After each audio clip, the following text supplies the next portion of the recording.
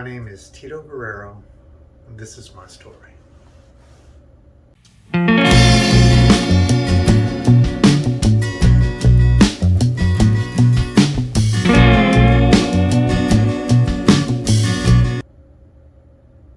Growing up, I was fortunate enough to have both my parents and pretty much everything I needed.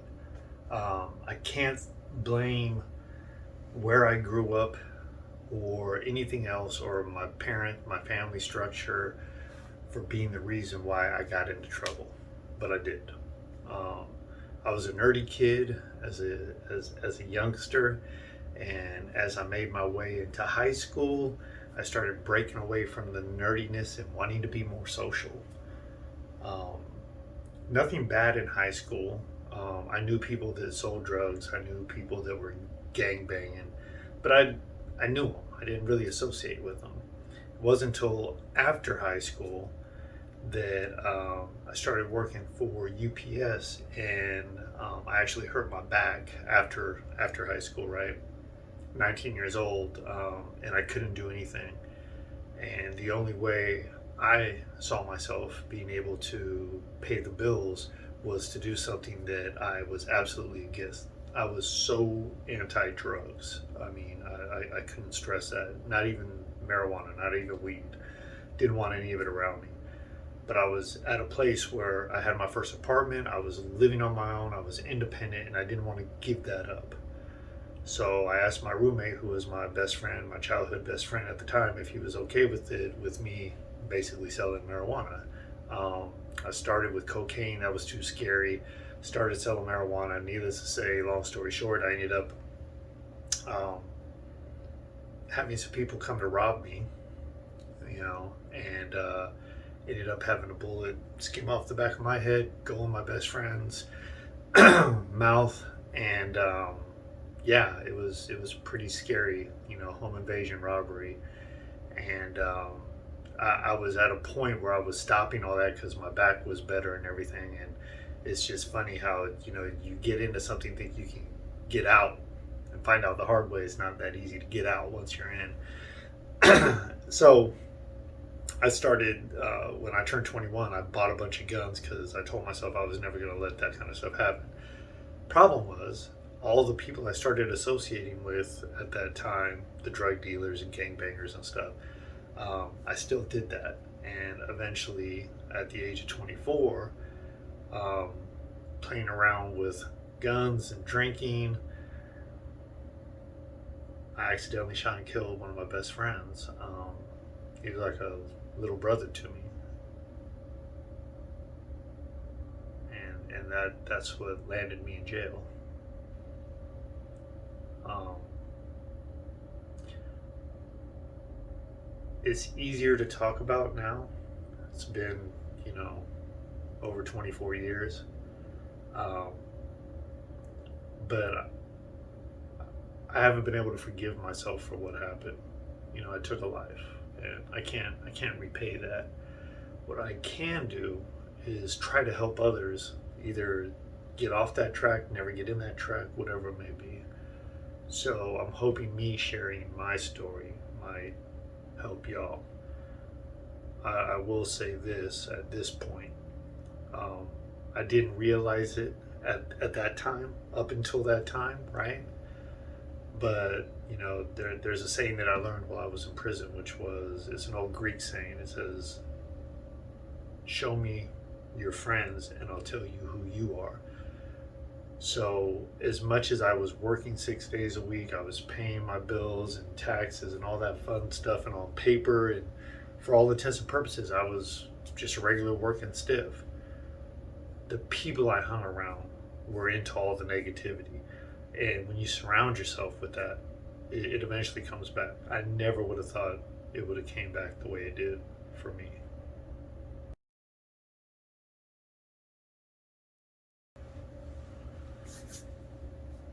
So I go to jail. Um, I'm charged with murder. I ended up spending 2 years in county jail, back and forth to court, It's not like on TV where in 5 minutes you're in trial and you either get convicted or you don't. It's a long process. And after that 2 years, I go to trial, and the jury comes back hung. Go to trial.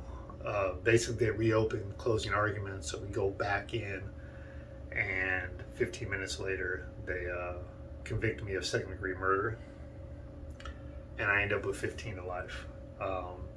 For anyone who doesn't get what that means, 15 to life is a determinate life sentence, which means you can stay incarcerated for the rest of your life, but you have a number in front of it. So a board, the board of prison terms, they can review every so often and determine whether you are found suitable to be paroled. If you ever seen Shawshank Redemption, that's kind of what it's like. You go in there like Morgan Freeman did, and they either tell you you're good or you're not, and you can either go out or you don't. So in 1999, 97 is when I went into jail. 99 is when I got convicted.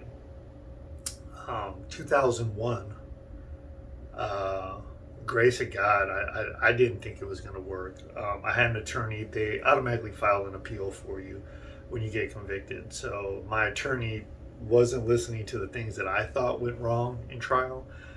She went a different route. Then she left, and they assigned me someone else. So I just figured, it's going to be the same thing. I'm never going home. I'm not thinking about going home. And this guy that they assigned to me, Brad Connell, he got me off, and I ended up going back out to court, which was horrible. That's a whole another story. But while I was out to court, they offered me a deal which I did not want to take, which was 14 years. Involuntary manslaughter, 4 years. Gun enhancement, 10 years. Now, the gun enhancement in trial, they didn't convict me of. So if we go back to trial, they can't give me a gun enhancement as a double jeopardy. So I didn't want to take a gun enhancement in a plea agreement, but the thing was, is if they give me 4 years, that came with halftime, they'd have to let me go. It was 2001. I had already been in over that amount of time. So then I wanted a lesser term. Basically 10 years was a maximum. So I'm going back and forth, and I'm just putting this in the story because I don't want to make it too long, but I didn't want to do it. Even knowing that I would go back to prison potentially with the same life sentence and potentially never going home, I felt like I was a first-time offender. I should have been able to get less, right? And I'll never forget, I had a conversation with my mother on the phone. I just talked to her about this not too long ago. And she said, well, why don't you want to take the deal? And I go, why would I? And I'll never forget, she told me, she goes, well, if you take it, at least we'll be alive when you get out. And it hit me, and I just said, okay, I'm going to court tomorrow. Tell them to have the deal ready. And I hung up the phone. And I took the deal, 14 years. And the surreal part of it, I've never taken acid, so I don't know. But when they read through like all these pages of do you agree, do you agree, do you agree for the plea agreement, there's a big American flag behind the judge, and I'm standing at this little pew, and as he's reading through it, and I'm saying yes, yes, yes, like I have to, that American flag just started, like, it was, from what I hear, that's like what acid does to you. Like, everything just started going crazy, and I almost passed out. That's how much, like, inside, it scared me to take this deal, because once you take the deal, there's no going back. So I took that deal, involuntary manslaughter, gun enhancement. I go back in. I basically have 7 years left to do on my sentence, right? No more 15 to life, but I still am programming like a lifer, right? So in those 7 years I have left, the next 2 years, I'm just going crazy in prison. And when I say that, I'm living like I was living on the streets. Drinking prison wine and prison hard alcohol. I'm making it. I'm getting connected with guards and free staff. I'm getting cell phones and all kinds of stuff. I was one of the first people caught in California State Prison with cell phones way before it got so crazy like it is now. But I was just doing all this stuff. And it wasn't until I was about 5 years to coming home, and I had gone to AdSeg to the hole for getting caught with a phone.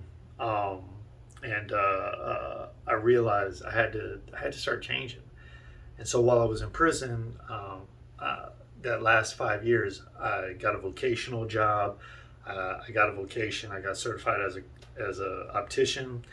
I got certified as a contact lens examiner, customer service specialist. I learned a trade. I was going to self-help groups. I started correspondence courses. I had some community college under my belt before I went to prison. I even got into UC Berkeley, but then I dropped out, because I listened to everyone else.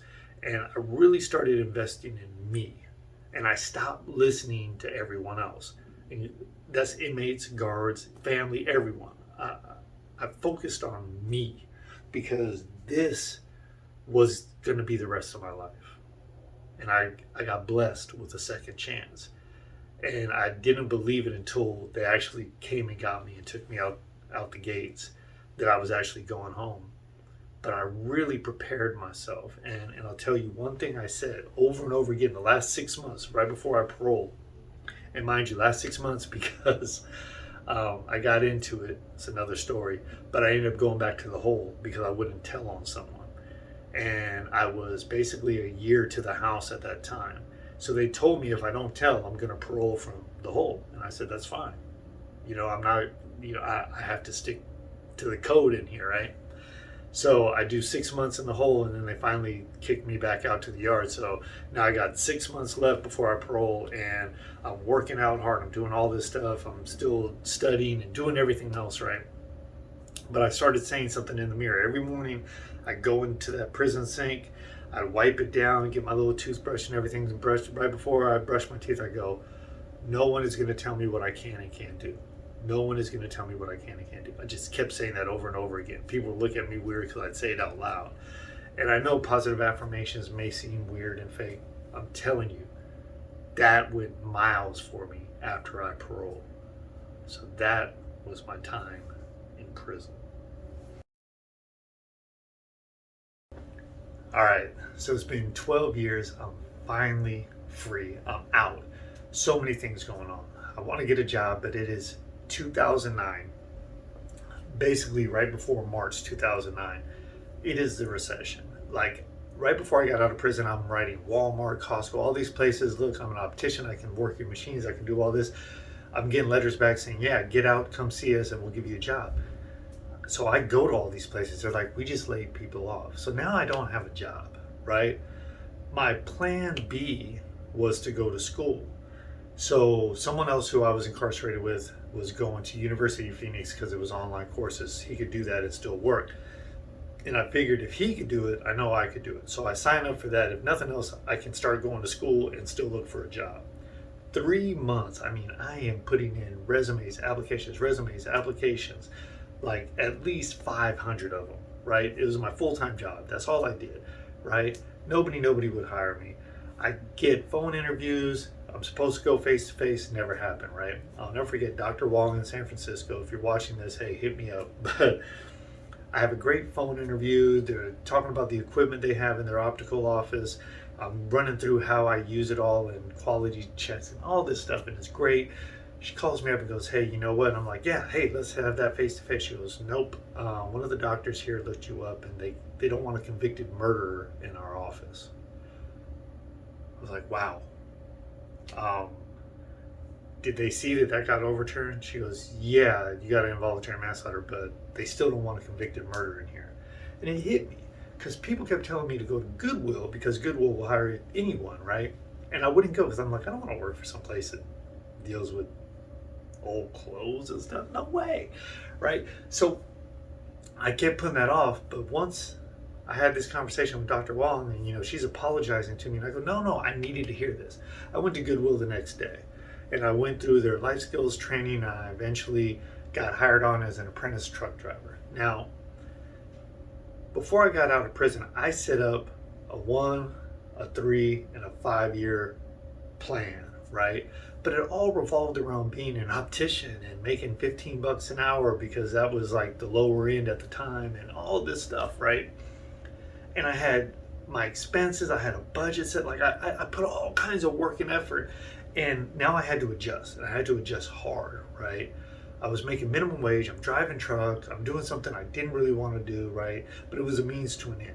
So I'm thinking to myself, at least I'm going to school, and now I'm working, right? So I didn't want to work at Goodwill. I had this epiphany moment. I always tell people it's a lollipop moment. If you watch TED Talks, just Google TED Talk lollipop moment, you'll see it. But it's basically a time when something happens, someone talks to you, whatever, that has an impact on your life, changes your life. And I honestly don't even remember the guy who did this. I just remember everything else vividly because I was throwing some golf clubs in the trash, and this guy yells at me. He's like, "Hey, what are you doing?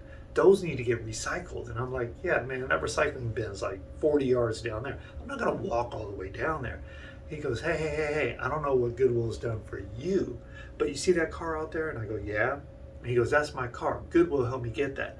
Goodwill helped me get off parole and probation. And I got an apartment, and I'm about to get custody of my kids back.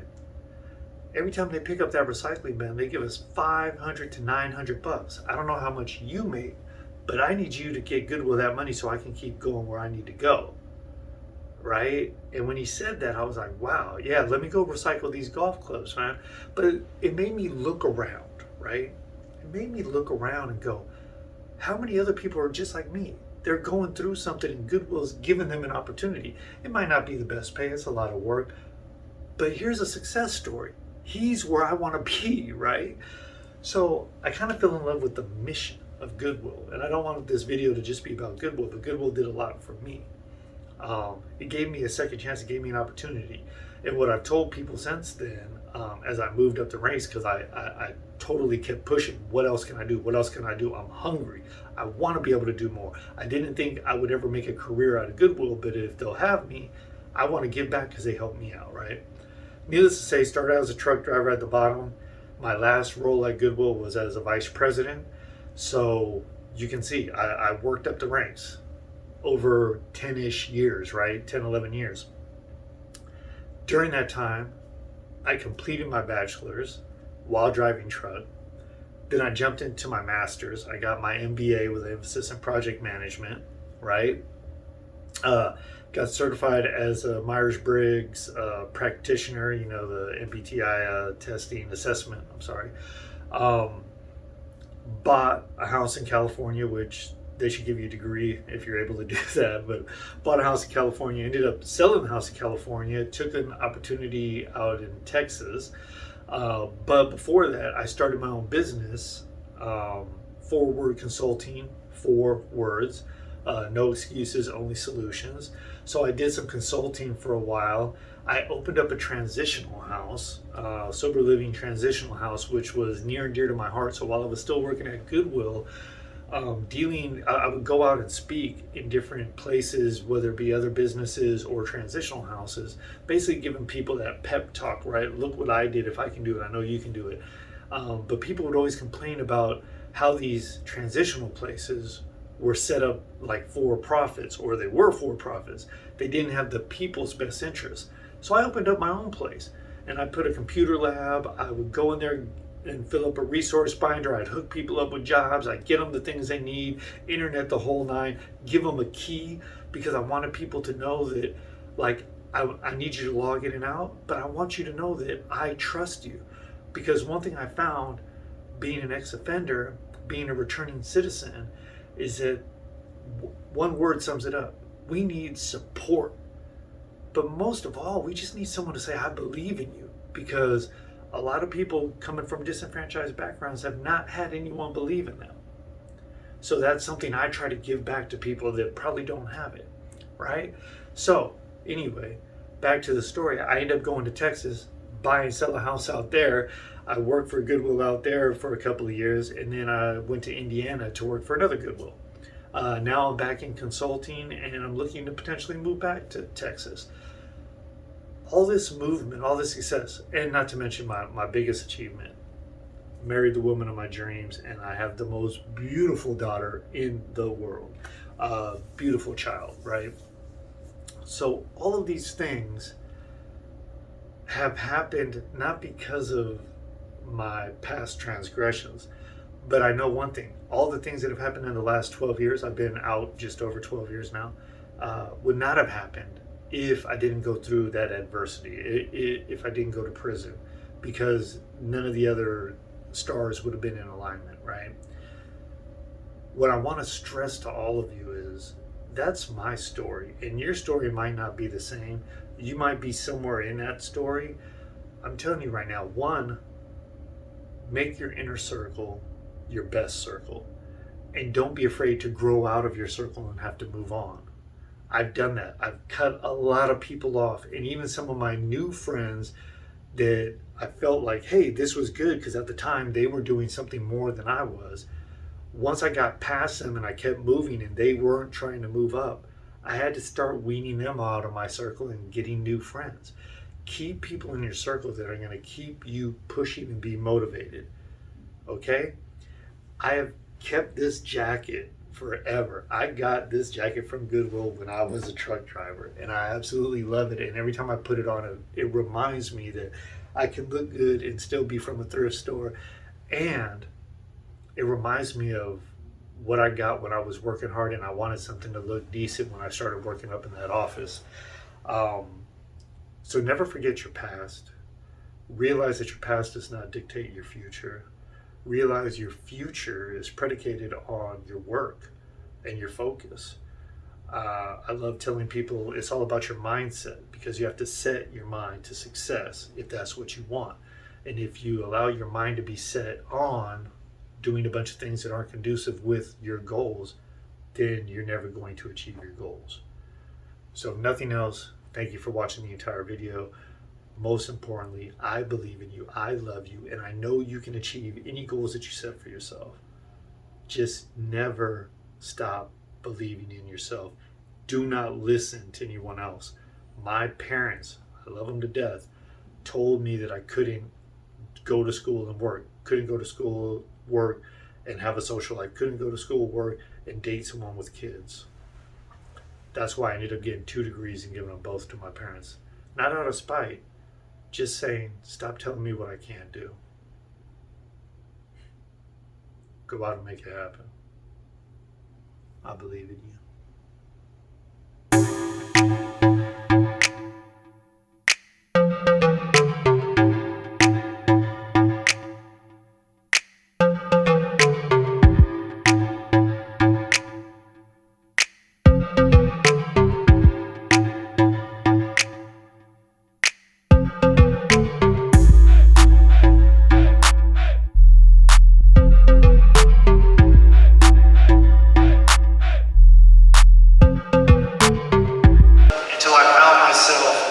In the worst possible situation, at the bottom of my life.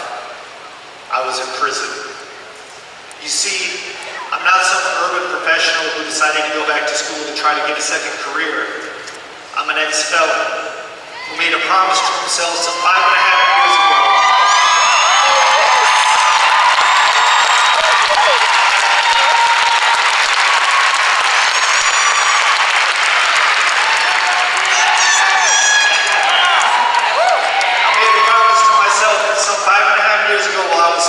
That I would never let someone tell me that I couldn't be successful.